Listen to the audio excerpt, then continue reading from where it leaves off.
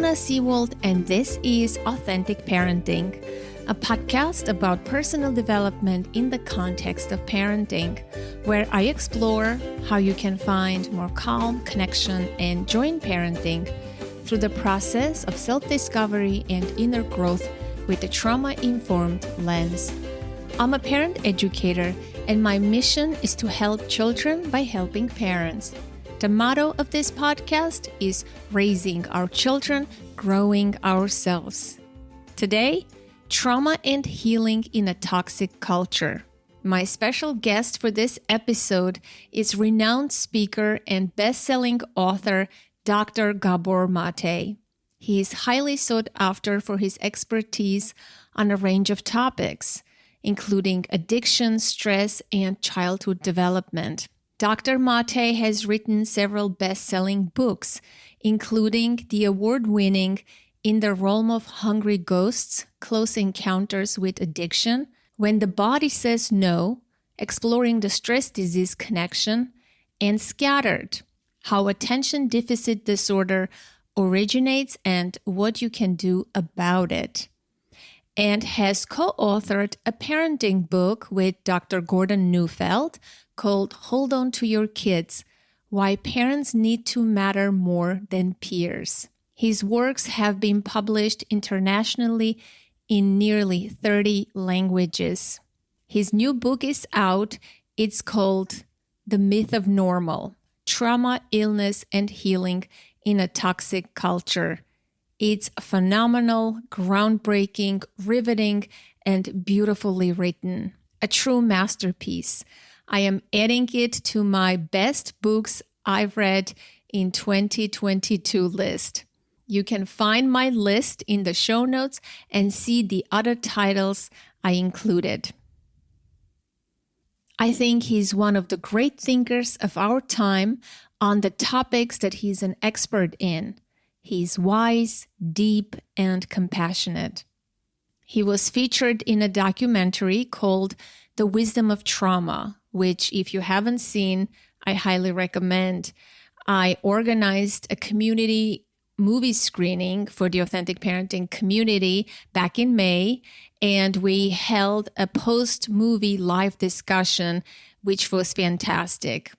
If you have missed that opportunity, you can still watch the film on your own. It's available online. I'll have a link in the show notes for your convenience.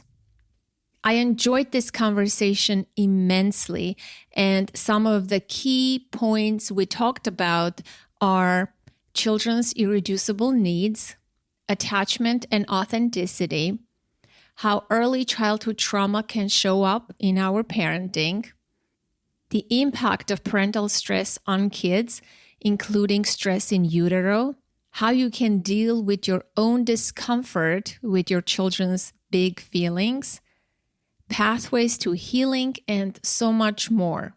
I also asked him what advice he would give to himself as a new parent.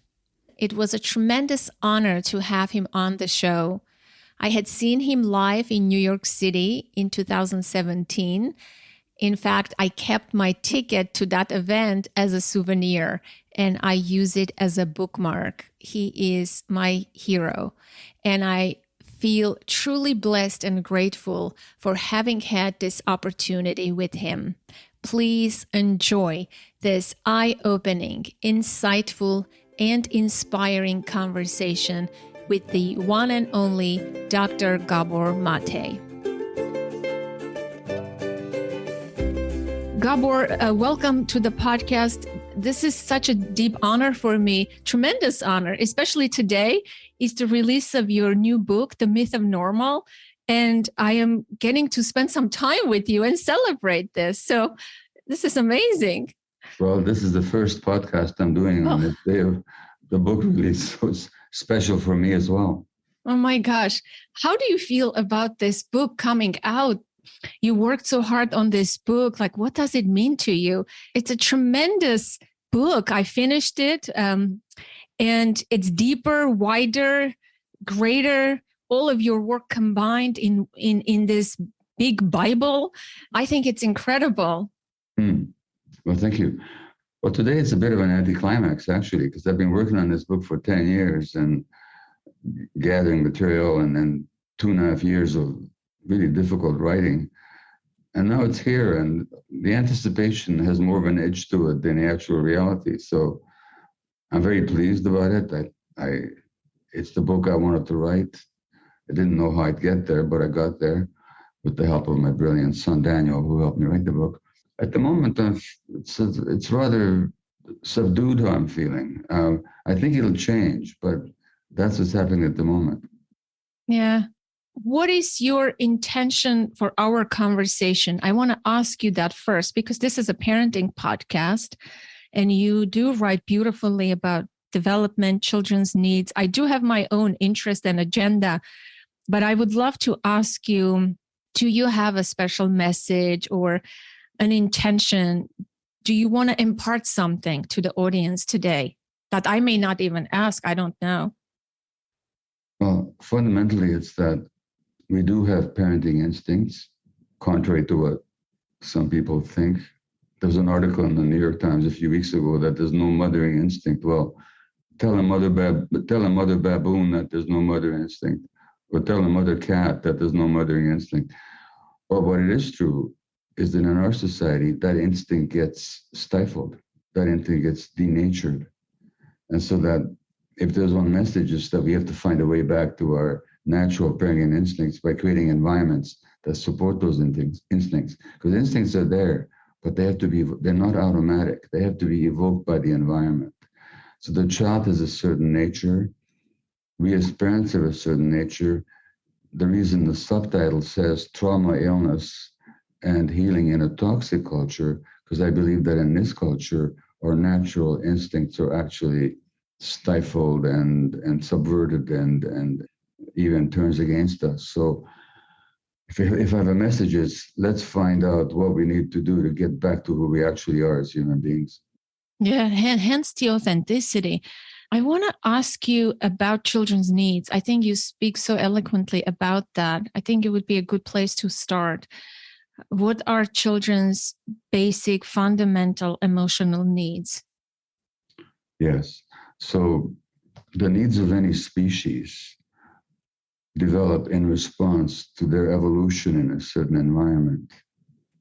So you might say that every species has certain expectations, or you might even say that every species is a certain expectation, or every organ is. Like, look at our lungs. Our lungs don't expect oxygen. They are an expectation for oxygen.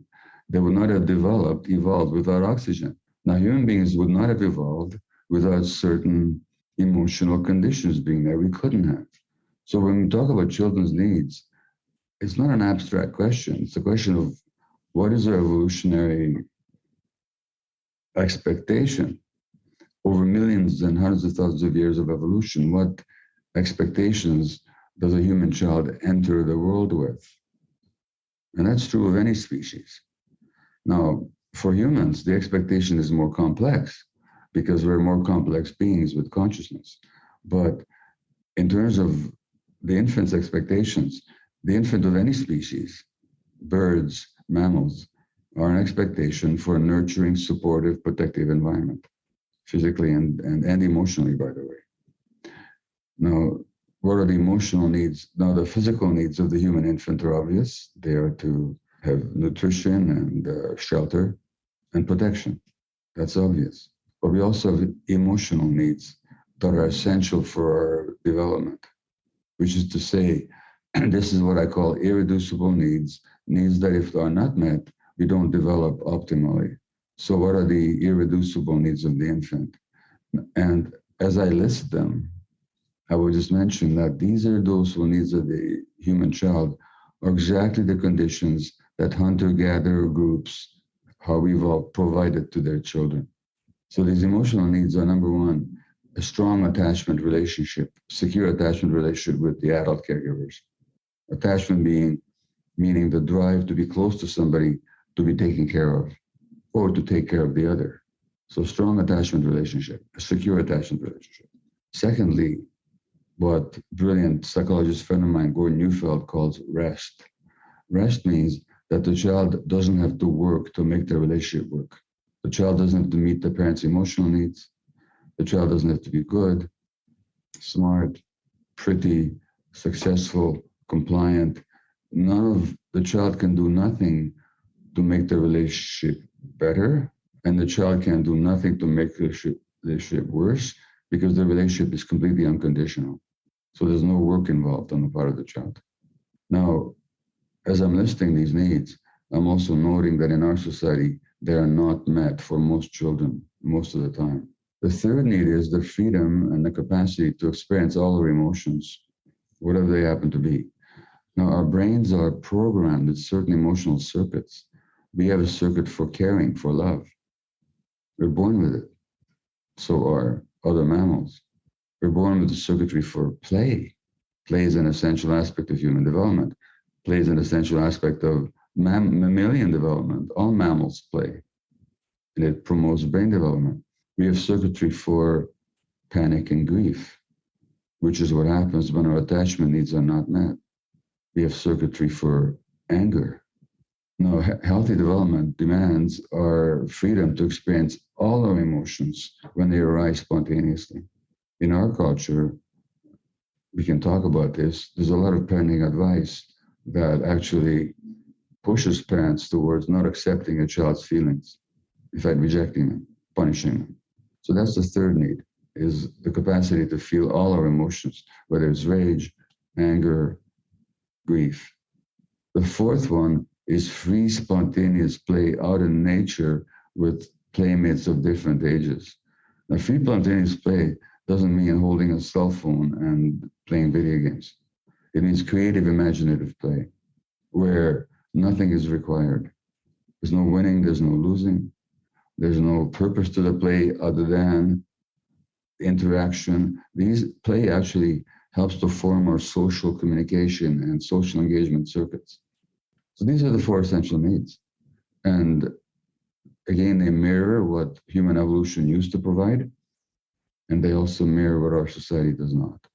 I love the word spontaneously when you said emotions, when they arise spontaneously, because that's so big. A lot of parents that I work with, they always say, oh, my parents didn't allow me to feel all of my feelings. I'm trying to raise my children differently, and I want them to feel all of their feelings. And that's great, I say. So how does it play out in real life? What I hear later from their description is, even though they have that desire, they don't know how to allow those feelings to come to surface. They don't allow the expression. They want to stifle the expression. But that's the biggest part of feeling the feeling, the expression, right? No, as a matter of fact, if a child, see, here's the child is in a dilemma, and I talk about this in the book quite extensively. The child has a need to attach, to belong to the parent. I mean, the child just has a need to do that. No child can survive without that. And something in the child knows that I can't survive without the attachment relationship with the parent. But then the child also has this need to experience all their feelings, which is what I call authenticity. So we have this need for authenticity and for attachment. Authenticity from the word auto, for self. We have to be able to be ourselves. Now, why is that important? We evolved out there in nature. Just how long does any creature in nature survive if they're not in touch with their gut feelings? Yeah, not very long. Okay, now we have the modern dilemma. I have this need to express to feel my emotions, which means as an infant and as a young child, I express them, because children don't stifle themselves. I mean, have you met a one-day-old baby who says, well, I'm feeling really upset, but I'm going to keep it quiet? You know, I don't want to bother mommy and daddy. So that's just natural. But what happens when mommy and daddy can't stand the child's anger? So they give the child a timeout. If you're angry, you're going to have to sit by yourself, which is the advice that a lot of best-selling books tell parents. If an angry child should be made to sit by themselves. No, what message does the child get? I can have my attachment with my parents, or I can have my authenticity, but I can't have both. Because if I'm authentic, I can't have the attachment, because they're going to banish me or punish me. Therefore, the child represses to maintain the attachment relationship, which is primary. They're going to repress their emotions. They're going to push them down. Now, what's another word for pushing down, man? When I push something, what am I doing? Depressing. You're depressing it. 15 years later, they're going to be diagnosed with this so-called disease of depression. It's not a disease. It's an adaptation to having to belong to a family where they were not accepted for their anger. And the repression of authentic emotion, as I point out in other sections of the book, is a major template for autoimmune disease, for mental health conditions, and for malignancy. And that may sound strange to people who don't understand the science of mind-body unity, which includes most of my colleagues, my fellow physicians, but the science is totally clear that the mind and body can't be separated. And when you push down one thing, you're affecting, when you push down emotions, you're affecting the immune system as well. So the consequences of surrendering authenticity for the sake of attachment are deep, and they become a pattern that you pursue all your life, which means that you enter relationships later where you don't assert your own needs for the sake of belonging to the relationship. So the implications are many, many, many. These are not trivial questions. But the problem is parents are actually advised to suppress their child's emotions. So that, which is toxic, which is actually traumatic for the child. Now, how do you allow a child's feelings? It's very simple. You allow them. You can't help but frustrate your child. If you're a good parent, you're going to frustrate your child because a 2-year-old wants a cookie before dinner. Are you going to give that kid the cookie before dinner? You're not. Or my 14-year-old wants an Apple Watch. Okay, so he wants an Apple Watch. No, because immature creatures confuse their needs with their wants. So when they want something, they think they need it. So that 2-year-old thinks, I need this cookie before dinner, so you're not going to give it to them. Now, what do human beings do when you frustrate their desires? They throw tantrums. Believe me, as a 78 years old, I can tell you that's still sometimes the case. So a 2-year-old throws a tantrum. Then their parent says, time out. You can't be with us. No, the answer is, oh, you're really angry with mommy or daddy. Come here, you really wanted that cookie, didn't you? Oh, what a disappointment. In other words, you validate the child's feelings, you hold the child, the feeling goes. So that when children are allowed their emotions and sort of held empathetically, they learn that I can go through this emotion and it'll pass and I'll be okay. This is how they learn self-regulation. Otherwise, they just learn self-suppression, which, as I already said, becomes a lifelong threat to health. Yeah. They disconnect from themselves, right? And it is through our emotions we feel who we are, how different we are from other people. I think that's so fundamental. As I get older and older, that's what I understand. And it has been my goal in the recent years to feel and express my authentic, spontaneous feelings whenever I feel them. Even if I feel I'm in the post office, a song comes up and I remember something sad, I allow myself to cry. Or if I'm on a podcast, it's been so liberating to live my life like that. But because most of my life I didn't live like that. I was, suppressed. I was embarrassed. People make comments, right? You're so sensitive. What's there to cry about? The parents, relatives, everybody's uncomfortable. But as I get close to my 50, I say to myself, this is the time. I have to live my life the way I want to live and feel my feelings. Let me ask you something. When do you feel more alive? When I feel more alive? When you're suppressing yourself or when you're... Oh, no. Of course, when I'm expressing and feeling them, I feel more alive. That's the life energy. That's the life force. There may be some people in your life who can't stand that. Now you have a decision to make. Am I going to choose attachment or authenticity? Because as a child, the choice is not a choice at all. It's an automatic. As an adult, we can make a choice, but it does mean that some relationships might not survive. Well, that's a decision. And others will, and others will become more deeper and more meaningful and more intimate and more satisfying. But some may not. Some may not. And so throughout life, we have to keep asking ourselves, do I choose authenticity or attachment? And what are the benefits one way or the other? And what am I afraid of one way or the other? Because this society demands conformity. And so very often, just to feel that I belong to my own culture, I have to suppress who I am. Well, that's a tragic dilemma for a lot of people. Point is, we prepare kids for that dilemma by how we relate to them as children, whether we meet their needs or whether we don't. Yeah. What can you say about the parents' own discomfort with the child's quote unquote difficult feelings? I think most of the time that's the problem, right? Because our needs were not met. We were not allowed to express our spontaneous, authentic feelings. And now as a parent, it's not hard for me. That this was not hard for me, but I see it's harder for a lot of parents. They want to shut that down. They withdraw from there's numerous ways parents respond. So what can you say about that? How can that parent develop that comfort level to allow the child to be with their feelings? Well, allow me to give a personal example.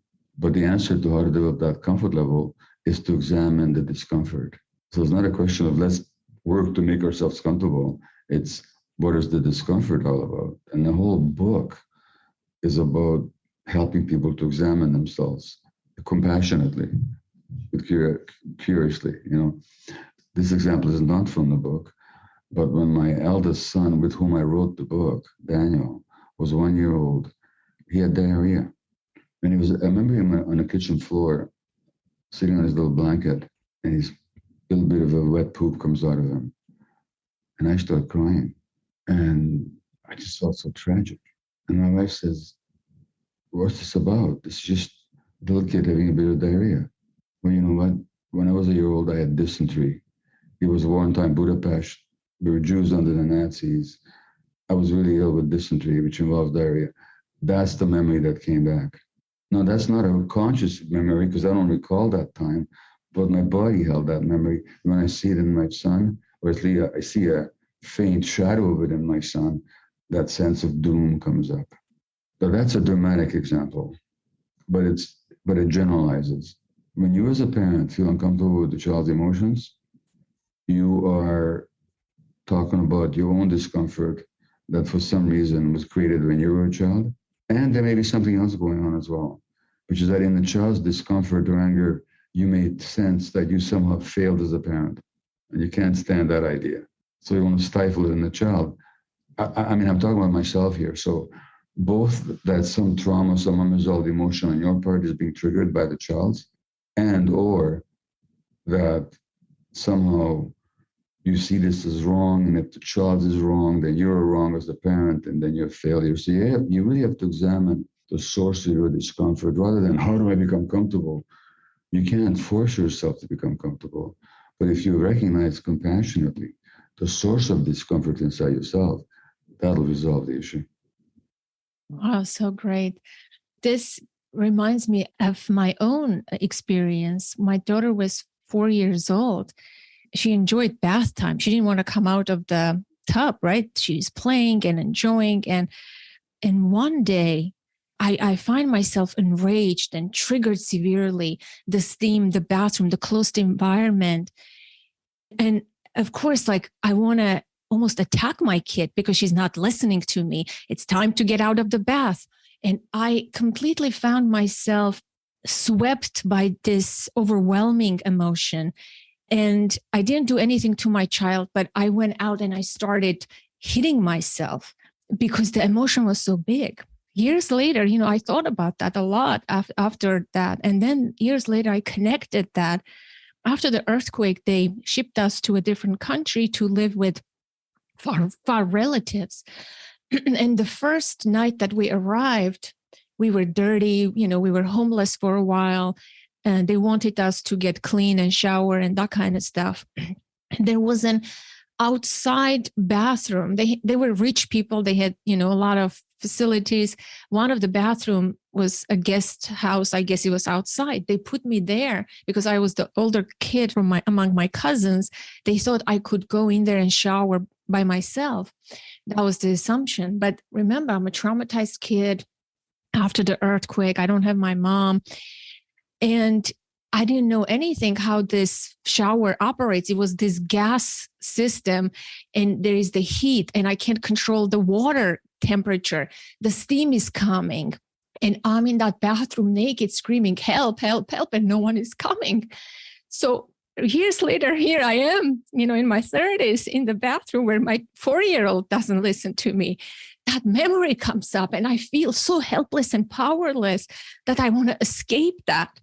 And, it's so powerful, this stuff. Like you said, it doesn't have to be so dramatic, but but when you shared that with your son, that came to me, this story. Well, trauma is not what happens to us. I mean, that's one of the themes that I cover. By the way, are you okay? Yeah, I'm okay. It's overwhelming for me to be sitting here speaking with you and sharing, and there's a lot of emotions for me for this interview. I'm really deeply honored and overjoyed and anxious. Yesterday there was a thunderstorm and I'm like, what if the electricity goes off and I can't do this interview? I was so anxious. But Anne, are you anxious right now? No, I'm not anxious right now. No. Yeah, no, I'm not anxious, but there's a lot of emotion still in me. All right. Well, thanks for being here with all your emotions. So what I was saying is that trauma is not what happens to us. Trauma is what happens inside us as a result of what happens to us. So trauma is not the external event. Trauma is the wound. In fact, trauma means wound. So trauma is the wound, as we explained in the first chapter. So trauma is the wound that we sustain no matter what happens. Now, the more sensitive you are, the more easily wounded you are. So that externally the same event can happen to two people. One may be traumatized, the other will not be, depending on how sensitive they are. And sensitivity is simply one of the things that is genetic about us significantly is our degree of sensitivity. So when we're more sensitive, we're wounded more easily. So people say, what's the big deal? Nothing happened. They have no idea what happened because they're not living in your nervous system. And sensitive children particularly, if they're given the right environment, they're that much more playful, creative, joyful, spontaneous, intuitive, spiritual, artistic. But those same sensitive kids, when they experience difficulty, where there's no support, where they experience pain, they're hurt that much more. So let's understand that trauma is not the external event. Trauma is the wound that the child sustains, no matter what the external event. And, you can traumatize people in two ways.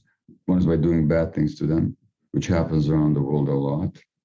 A lot of children have terrible things happen because of family violence, family trauma, or because of war, racism, and poverty. But a lot of other kids are hurt, not because bad things happened to them, but because the good things that should have happened didn't. In other words, the needs were not met. So you may look at a child's life, nothing terrible happened. They're still traumatized, not because anything terrible happened, but because their needs were not met. And that's a wound as well. Yeah, and people like that always say, oh, I had a great childhood. There was no trauma in my life. Yeah, that they feel that disconnect from they're unable to see, I guess, because of their pain. Well, when somebody tells, I've had that conversation 100 or maybe 1,000 times all over the world. And we talk about it in the book, actually, this myth of the happy childhood. And when people say to me, I had a happy childhood, well, if they have an addiction, if they have a chronic medical condition, if they have a mental health condition, for me, it's a given that they were traumatized. If they hadn't been traumatized, they would not be having those conditions. It's that simple, actually. So they don't know, but I have, I've been an addict, but I had a happy childhood. Or yes, I have rheumatoid arthritis, but I had a happy childhood.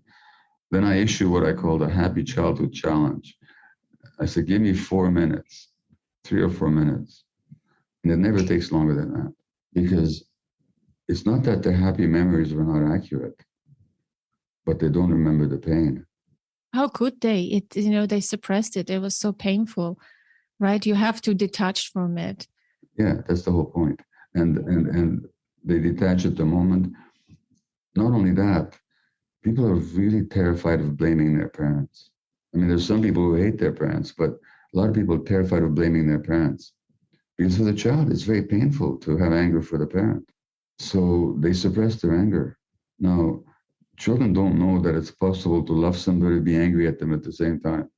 Children don't have that integrative thinking where, yes, I'm here on the one hand, but on the other hand. So in the absence of that integrative capacity, children will suppress their pain and their anger so as they can feel the love for the parent. So they feel disloyal if they talk about the childhoods in anything but positive terms. But if you look at most childhoods, and I'm not talking about parents who deliberately hurt their parents, I'm talking about parents who love their kids and are devoted to them and do their best, but their best is limited by what trauma they carry, and their best is also limited by the stresses that what I call this toxic culture imposes in the parenting environment.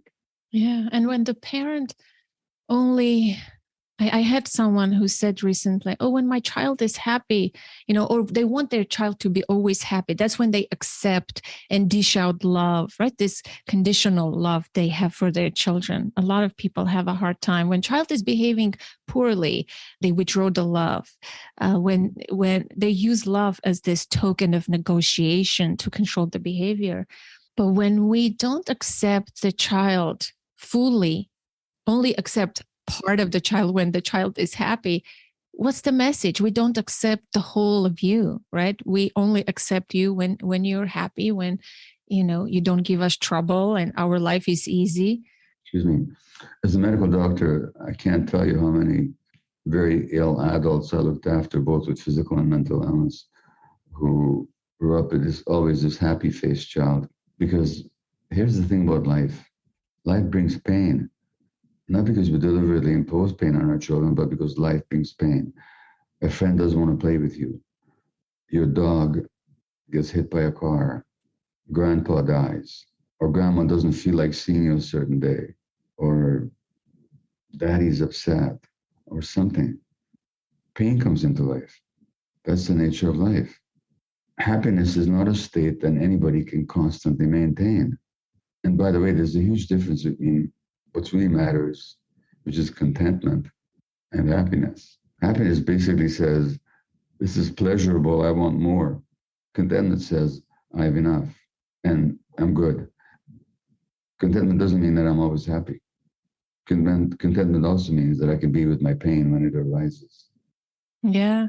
I think we rob our children off of those experiences when we try to make things perfect and magical and for them not to feel the pain of. I had a client once who called me, said, oh, my daughter is in school and her pet fish died. She said, what would you recommend? Shall I go to the pet store because I have time and replace that fish? Or, what's going to happen? And we explored that.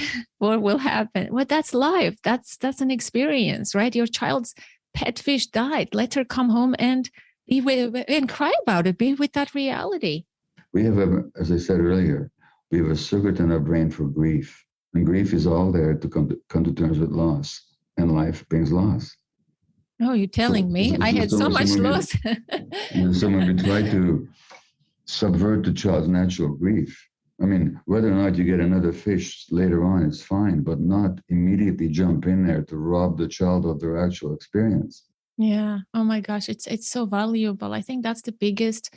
If we failed, quote unquote, as parents to provide anything else, if we can just provide that aspect of parenting, right, to help our children be with their discomfort, uncomfortable feelings, and us as supportive, empathetic human beings, just holding space for them. Oh my gosh, people would be so much better off. We can change the world. There would be world peace even in the world. Yes. Right. Yesterday, I was walking. I live in Princeton University campus is very near. I was walking on campus and I was thinking about this interview and it was so interesting. An acorn fell off the tree right in front of me. I picked it up. And you do talk about the acorn. I thought that this was fortuitous. I'm going to ask you about the acorn. Can you talk about that metaphor? It's so beautiful. Sure. So we talk about human development. So much of parenting culture in our society is about how do I get my kids to do that or to do this, to achieve this, to attain that. That's one question we're asking. The other question we're asking is, what are the parents' needs? So there's best-selling books based on what's comfortable for the parent. There's a book called Parenting by the, what's it called? by Emily Oster. I forget the name. Is it Parenting by the Numbers? Anyway, Crib Sheet. Oh my yeah. gosh, terrible book. which is all about, it's a god awful parenting book, and it's all about how to make the parents not feel guilty for not meeting the child's needs, which in this society is very difficult. So I appreciate the intention, but nobody's asking is what are the child's needs, and what are the actual needs of the mother, not to fit into this society, but to parent naturally. She talks about being with her screaming infant in a hot, sweltering closet at her brother's wedding, trying to breastfeed while the infant is screaming. Well, no wonder the infant is screaming in a hot, sweltering closet. Why is she in the closet? Why isn't she in the middle of the crowd breastfeeding her baby, which is what hunter-gatherers do? That's just the craziness of our culture. But we're not asking what the child's needs are. So an acorn, to come back to your question, it's in the nature of the acorn to grow up to be a mighty oak tree. That's its nature. That's its evolution-determined nature. But if you put that acorn on my desk, it'll never become an oak tree. It needs certain conditions. Same with human beings. It's in our nature to be self-regulated, socially connected creatures with mastery as we approach our environment. In other words, we know how to orient ourselves and how to get along with our environment, and how to make that work for us, how to get along with others, how to respect ourselves. That's in our nature. But our nature will not unfold any more than the oak tree or acorn will if the conditions for healthy development are not met. And those conditions, by the way, begin in the womb. Because as we explained in the prenatal chapter, already the mother's emotional states during pregnancy can have either a negative or a positive impact on the child's brain development based on how stressed or how supported the mother is. And then it continues with birth. What kind of birth are we having? Is it mechanized and interfered with and intimidating? Or does it allow the natural love cocktail, the hormones that are naturally released in the moms and the babies' circulation to prepare them from that bonding experience? And then what kind of support does the mom have after birth? Because we used to, you know what happens when an elephant is born? I love this story. When a mother elephant goes into labor, all the mother elephants stand in a circle around her. And as the infant plops on the ground, they all reach out with their trunks and they stroke the infant. That's elephants. Human beings were meant to parent communally. So no wonder so many people are struggling. And Emily Oster, bless her soul, is trying to somehow make people more comfortable with the impossible. She's trying to square the circle. My point is, let's get back to the circle. Circle, I don't mean become hunter-gatherers again, but let's recognize what we've lost and let's compensate for it. So we have developmental needs. If you want to be a mighty oak tree, you got to start right at conception and all throughout development, which also brings in the educational system, because the human brain develops from inside the womb until adulthood, which means the main job of schools is not to teach what the framers of the Constitution had in mind when they instituted a certain article, or what year the Battle of Gettysburg took place. That's not the main job of the schools. The main job of the schools is to promote healthy brain development. If the child has healthy brain development, we have a natural brain circuit for what's called seeking, which is curiosity. We have to have that. No creature develops without curiosity. You have to explore your environment. All we have to do is to promote the development of that curiosity circuit. Children will want to learn about the Battle of Gettysburg. They'll want to know about what happened in history. They'll want to understand science and math and so on. So the main job of schools is not the delivery of a curriculum, but to promote healthy brain development to children who will naturally want to acquire the curriculum. Well, teachers don't get educated in that. Teachers don't learn about brain development. Doctors don't learn about brain development. Doctors don't learn about trauma, the healthy conditions that are necessary for child development. So what's the result? We have the numbers of kids that are being diagnosed with anxiety and ADHD and depression is going up all the time. The number of kids who are trying to kill themselves or who do is going up all the time. The number of kids who are medicated is going up all the time. There's an article in the New York Times 2 weeks ago, front page article in the Sunday Times. This child, a teenager. It was on Teenagers 10 plus medications she was on. 10 Is that the different, one? 10 Yeah. different psychiatric medications to a teenager. Probably, if we understood what's needed, they wouldn't have to be on one, never mind 10. But 10? It's a completely bankrupt culture in terms of understanding human development. It's worse than bankrupt. So that's the balance that is one of the intentions of this book, is to help people understand what's needed for healthy development and how can we restore the conditions within ourselves, but also socially, that are needed for our healthy unfolding as human creatures. Yeah. Yesterday, I just learned something too. Somebody contacted me and said, that this teenage boy committed suicide. Parents were the last one to know that he was struggling with certain things. Parents are the last ones to know that their child is struggling. It's totally typical in this culture. In fact, that's the reason the kid committed suicide. Yeah. It's so absurd. It's hard to say this because parents are going to feel blamed. No, they did their best, but in this culture, the toxic culture, the healthy attachment between parents and children is undermined from an early age on, for reasons that I've talked about in previous books, in my book on ADHD, my book on, which is called Scattered Minds, depending on which version you read, or the book Hold On to Your Kids. But in this culture, kids get cut off from parents, which means that what happens in the peer culture becomes far too important to them. And if they're bullied or dissed or rejected by their peers, they're devastated because they don't have the security of adult attachments. A child who's securely attached to parents, if they get rejected by other kids, will go home and cry about it or be upset about it to their parents, but they will not be despondent about it. So typically, in these suicide cases, the parents are the last one to know, because that disconnection from the parent is one of the dynamics that drive the child to suicide in the first place. This is so hard to say, and it may sound like we're blaming parents here. We're not. We're talking about a cultural phenomenon that just hits parents and children without either party realizing it. Yeah. So when we step into parenthood, our own upbringing patterns, programming, conditioning, however you want to say it, we bring our own traumas right into parenting. Well, I did. Yeah, for sure. Most of us. I think parenting is this amazing portal.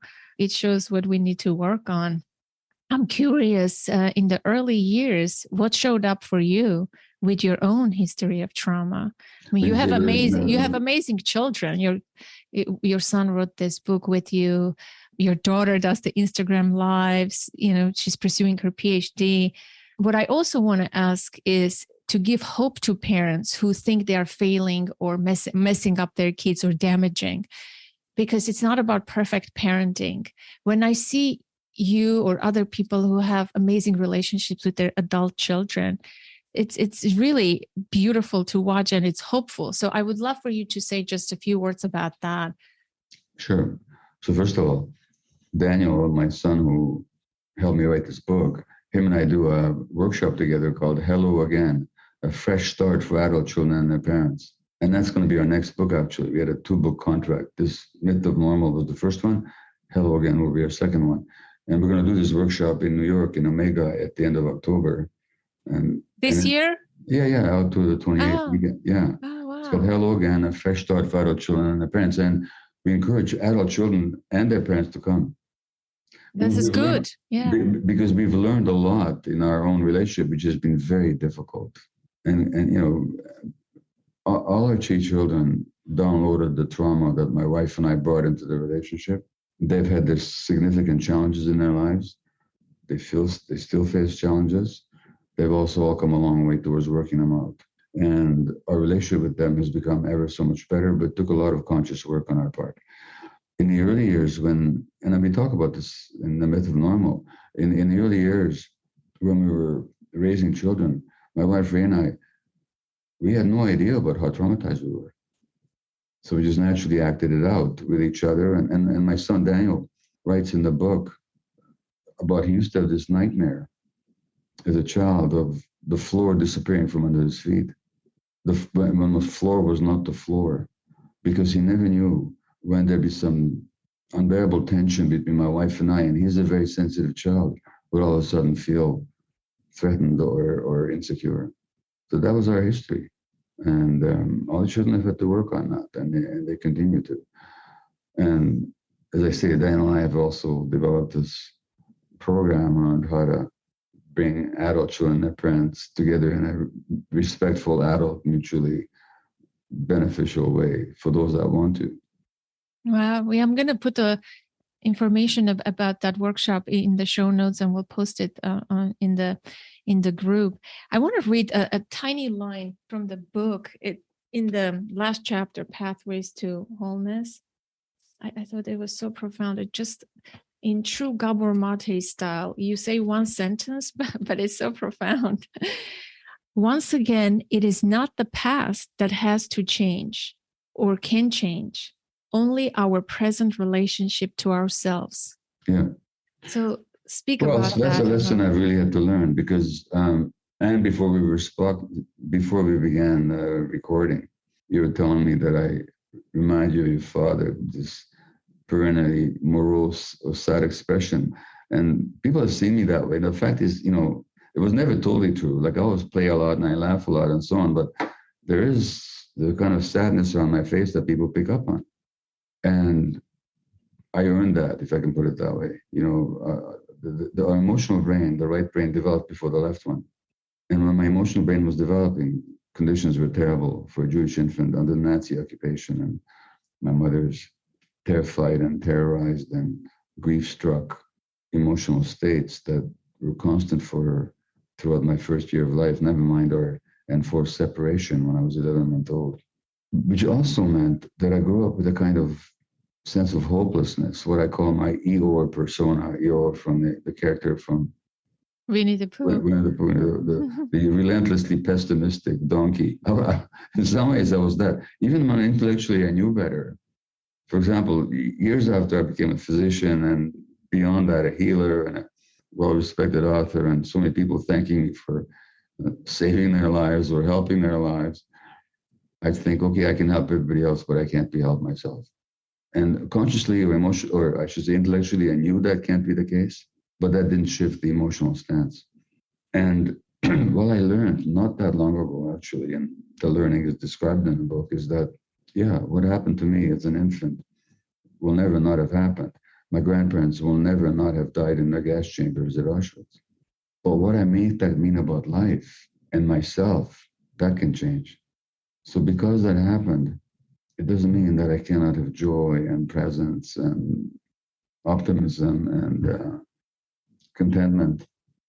And how I see the world doesn't have to be determined by some terrible things that happen in the world.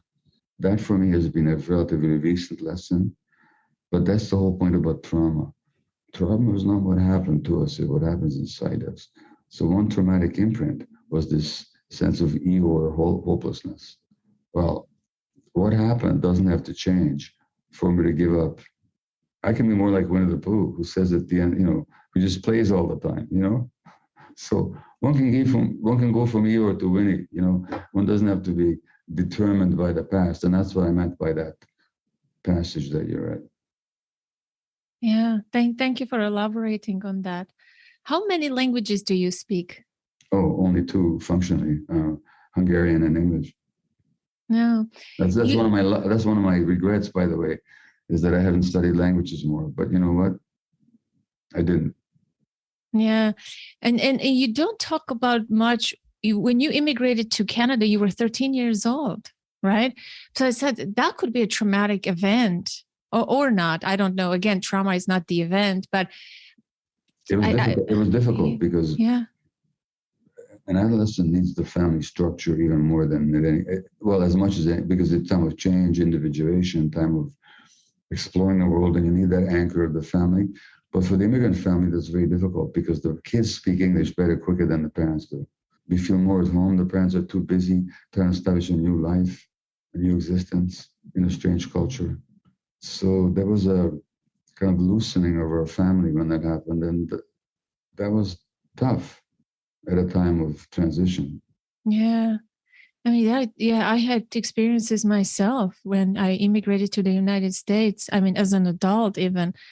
I know the first time I came, it was a pretty traumatic experience. It's a loss, definitely, when you leave parts of yourself, your roots, and you move to a new place. Yes, life is great here, but that loss you have to reconcile.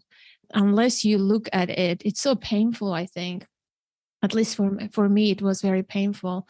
I was very cut off from that part of my life for many, many years. I didn't want to even visit my own country. Well, so was I. But you know what? What's happened now is my books have been published in 30 languages, including in Hungarian, and I've kind of become a star in Hungary. So the cover article about me in Forbes Hungary just a month ago, and a podcast of mine has been seen by 700,000 Hungarians, which is like almost 10% of the population. You know, and when I go back in October to introduce this new book in Hungarian, the publishers had over 100 podcast interviews. So, and I'll tell you something amazing. When I was there in May, I went swimming at a swim club, because one of the things I have to do, including here in New York, is I have to swim every day. You don't want to talk to me if I haven't swum yet. Today I have, so you're in good shape, okay? I was swimming every day at a swimming club. Only a few days later did I realize that directly across the street from where I was swimming was the pavement where my mother gave me to a complete stranger to save my life, and I didn't see her for 5 or 6 weeks. Literally, the paving stones are still there where that happened. Wow. How did you feel? What did you feel in that moment? I'd been to that place before. I just didn't realize I was looking at it. I felt moved. And I also thought, who writes the script? Here I'm swimming at age 78. I'm swimming for my health opposite the building where I nearly lost my life. I mean, who designs this? And you have to think it's bigger than we are, isn't it? Yeah. Wow, that's so powerful. That parallel right there between life and death. It's so beautiful how you describe that. Wow, it's incredible. Is your son Daniel interested in doing a podcast or talking? Is he doing press about the book, or he's not? I would love to talk to him too. You would find it quite a trip to talk to my son Daniel, because he's a brilliant guy and very super talented in so many ways. And I'm sure he'd be delighted to speak with you. So just send us an email and I'll put you in touch with him. He lives, by the way, he lives here in New York. So yeah, he did the audio book, right? He read the audio version of the book. Yeah, he's done the audio version of all of my books except the American version of my book on ADHD. He didn't do that. Therefore, it's much worse than all the others. But no, he actually won an award for an audiobook of my book on addiction. So yeah, I'm sure Daniel will be very happy to speak with you. Yeah, that would be interesting to hear the child's perspective and an adult child's perspective. Wow, this is incredible. I want to be respectful of your time. I mean, I can keep you here and ask you so many other questions, but I think this is a good place to end. I want to end with that powerful message. If you could go back in time, like knowing what you know about parenthood, attachment, trauma, all of this work that you have done, what would you say to yourself as a new parent? Get to know yourself. Simple, profound, and not so easy. You know, there's an Auschwitz survivor, a very famous author called Primo Levi, who wrote wonderful. He's the best author on genocide. And he never identified as a victim. In one of his books, he says, let's not recreate in our families the same conditions that existed in the concentration camps. And he didn't mean the torture. He meant, let's not make people feel unsafe and threatened and attacked and cut off from each other. Wow, that's so powerful. Yeah, that whole victim or survivor term is off-putting for me too. When people said, oh, you are a survivor, you survived, I could never relate to that. Yeah. And then I read Meg Jay's book. It's called Super Normal. I was referring to it the other day. Have you read that book? She uses it's about childhood adversity and resilience. Overcoming childhood adversity and resilience. I think it's the subtitle. Super normal. She calls people like us super normal. She doesn't use the word resilient. She says it's too primitive. Like you can use resilience in terms of, oh, I had the flu and I recovered and, I bounced back now, or I lost a job and now I rebounded. But when it comes to trauma, childhood trauma, she doesn't like that word. She uses super normal. And I think it's so powerful. And I totally my problem relate. with super normal is that my book is called The Myth of Normal. What I think is normal, what I think is normal in society is completely unhealthy. So I guess we all have our words and the way we use them, and as long as we're consistent. And it's been really good to talk to you. Thanks for having me. Likewise.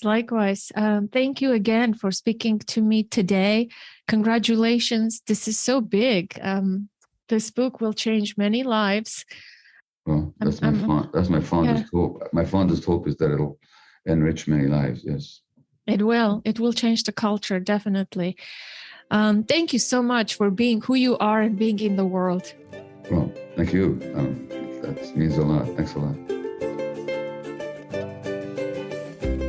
That concludes today's conversation, my dear listener, and I hope you enjoyed it as much as I did. Isn't Dr. Gabor Maté an incredible human being? What's your biggest takeaway? Did you find it useful, helpful, inspiring? How you can apply what you gleaned from this episode into your own life? I love hearing from you. I welcome your feedback, comments, and questions. Send me a note to the email info@authenticparenting.com. Call the number 732-763-2576 and leave a voicemail. And for you, my international listener, there is a free tool on the contact page of my website. Go to authenticparenting.com/contact and send me a message. You can find the show and follow it wherever podcasts are played. Apple Podcasts, Google Podcasts, Amazon Music, Spotify, and elsewhere. Be sure to get the book, The Myth of Normal, wherever books are sold, and join us in the Authentic Parenting Facebook group to continue the conversation. As always, connect to the present moment, to yourself and your children. Until next week, I am Anna Seewald. Thank you so much for listening.